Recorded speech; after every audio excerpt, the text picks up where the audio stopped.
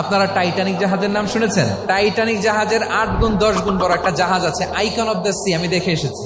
Royal Caribbean দেখে এসেছি। সাগরের সামনে জেটিতে যখন দাঁড়ালাম, জাহাজটা যখন যায়, আমার মনে হচ্ছে একটা শহর, পুরো একটা শহর মনে হয় পানির উপর দিয়ে ভেসে যাচ্ছে। পড়েন সুবহানাল্লাহ। এই যে আইকন অফ দ্য সি, এই জাহাজটা, এটার ভেতরে স্টেডিয়াম আছে, সুইমিং পুল আছে, রেস্টুরেন্ট আছে, 3000 4000 রুম বিশিষ্ট, কক্ষ বিশিষ্ট হোটেল আছে।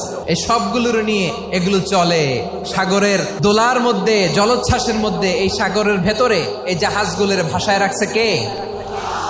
এই যে বাংলাদেশে যে গাড়িগুলো চালান, বেশিরভাগ গাড়ি আসে কিন্তু জাপান থেকে। হাজার হাজার গাড়ি একটা জাহাজ বহন করতে পারে। সূরাত বনী ইসরাইলের এই চমৎকার আয়াতের ভেতরে আল্লাহ তাআলা বেসিক্যালি মানব জাতির প্রতি তার 4টি স্পেশাল অনুগ্রহের কথা বলেছেন। 2 নম্বর অংশে আল্লাহ তাআলা বললেন, ওয়া হামালনাহুম ফিল বাররি ওয়াল বাহর, স্থলে এবং সমুদ্রে আমি তাদের জন্য চলাচলের বাহন দিয়েছি। সুবহানাল্লাহ।